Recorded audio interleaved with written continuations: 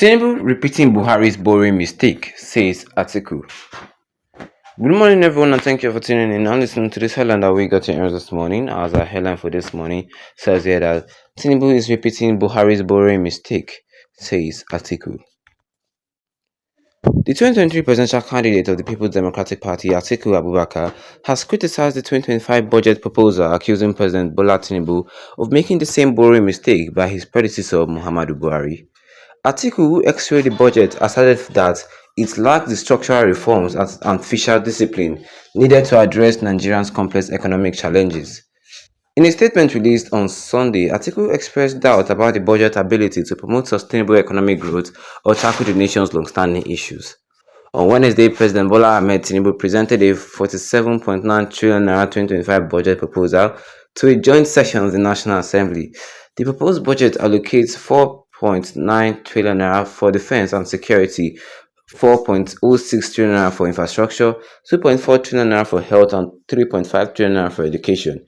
Criticizing the budget proposal, ATIKU said it reflected a continuation of businesses as usual fiscal practices, a trend he claimed has presided under the APC Congress under the All Progressive Congress-led administration since 2016.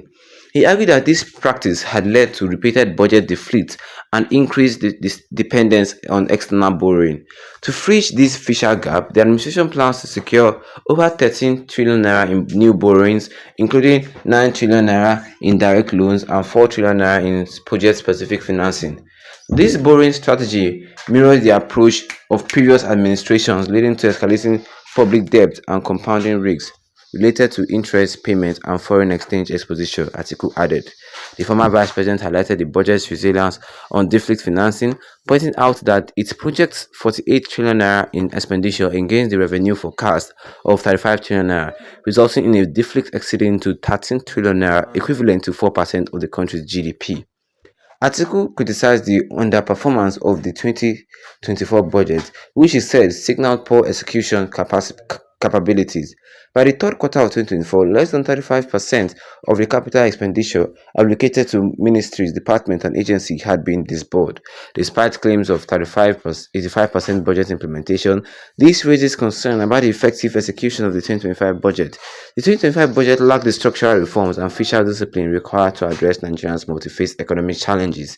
To enhance its credibility, the administration must prioritize including inefficiencies in government operations, tackling contract inflation, and focusing on long-term fiscal sustainability rather than perpetuating unsustainable borrowing and recurrent spending patterns.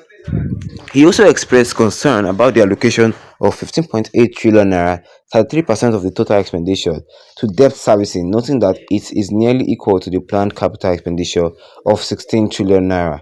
This imbalance undermines fiscal stability, crowd out essential investments, and perpetuates a cycle of increasing borrowing. The government's recurrent expenditure, which accounts for over 14 trillion naira, that is 30% of the budget, remains disproportionately high, according to ATIKU.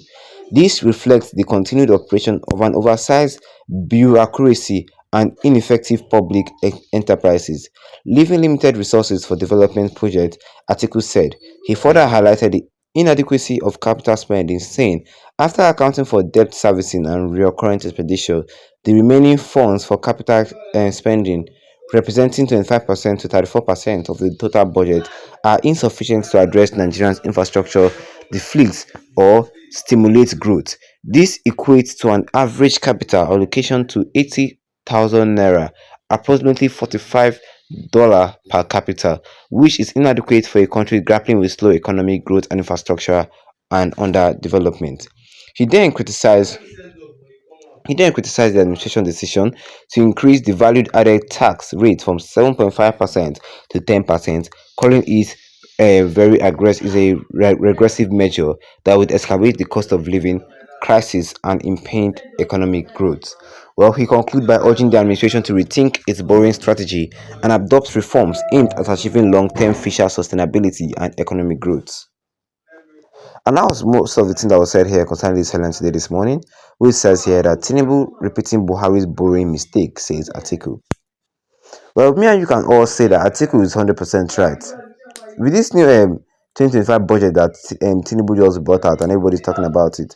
Everybody is saying that this 2025 budget will not carry Nigeria anywhere. Instead, it will only make us to keep borrowing, borrowing, borrowing. I don't know why the APC are relying on external borrowing, borrowing of money.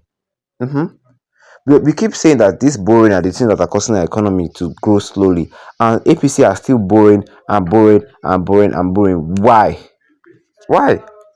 Atiku told Tinubu that he should rethink what he's doing, rethink, go through your budget again. Because according to this, you know the funny part that vexed me. The point he said they've added 7% on value added tax. Yes, 7.5% to 10% on value added tax rate. Yes, it's a very aggressive measure that will excavate the cost of living crisis in Nigeria. Nigeria that we cannot even afford. How much is our monthly salary? Concept.